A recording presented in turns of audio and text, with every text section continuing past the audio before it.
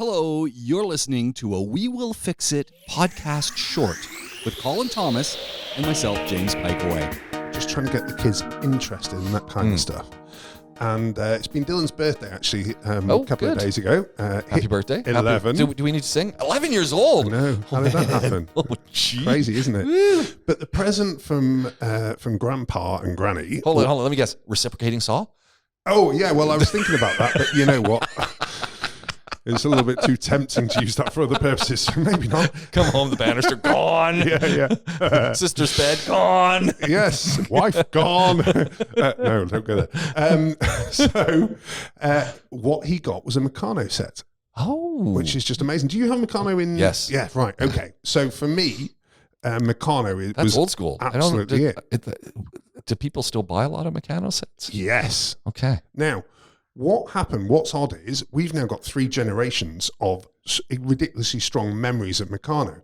My dad, when he was in kind of the same, very similar age, he got a set given to him. When I was that age, Dad got me a set. And now to have the 3rd generation, and Meccano's massive. We got it on Amazon, literally 24 hours delivery. But now, instead of it being just an open kit where you work out what you're doing, you get 27 different model designs to make out of what you get. Do they have the electric motors in these ones too? Yes, they do. Nice. Yeah. Nice. So it's absolutely amazing. Obviously, all the connectors are much simpler than they used to be, and all bespoke. It's almost like bolts and nuts. Well, it used to be bolts and nuts, exactly. But it gave you, I must say, I'm kind of negative about that, because it gave you that initial knowledge of standard nuts and bolts and how to use them, and a spanner and all that kind of stuff.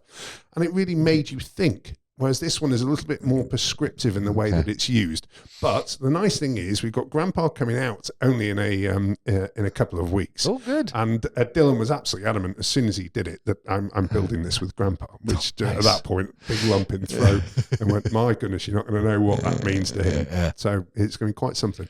Wonderful. That's really cool. So it's just, how to see that. It's so easy these days to kind of forget and just say, I'm just going to look at stuff online. And I think that having the Meccano set or working on stuff or doing a little bit of renos because of YouTube, it gives you a little bit of a tip on, how do I start? Where do I get started? Just keeping in mind that the people on YouTube typically are pretty good at doing these things. Yes, but then you think about it now, and there is actually a heck of a lot more support than probably there used to be. Yeah. We've got STEAM in schools. Is it STEAM or STEM? STEM, that's it. We've got STEM classes in schools where kids are introduced to all this kind of stuff.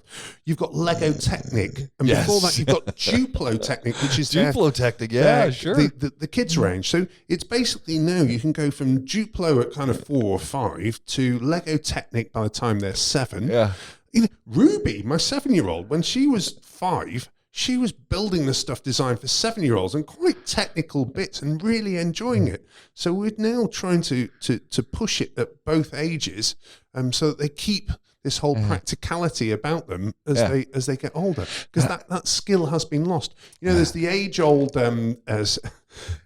scenario where I see it on all of my groups, where you get that picture of a guy with a screwdriver looking at his car, and then back in the day, your grandpa was adjusting tappets, and you can't even tap dance. It's that kind of scenario that I think is amazing. Yeah, no, it's fantastic. I think it's, bring back shop class is what I mean. We do have it in some DT and some things, but just bring back hardcore shop. Yeah, where we're working with wood and metal and electricity and maybe cars, throw the cars in there. Couldn't agree more. And the kids love it as well. We had that craft design technology where we were doing metalwork one week, woodwork the next. It was just phenomenal. And the design side of it.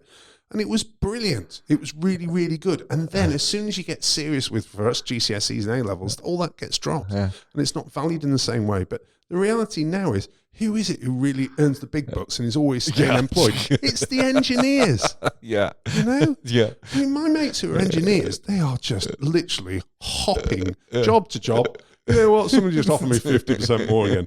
Yeah, I can understand why. And it's a constant scenario. They're always in demand. Yeah. Yet, as a society, we think that maths is more important than the practical side. We want to train the manager who's going to sit at the desk and then have a sore back. And you want people who are capable of thinking these days. I was thinking about this just this morning.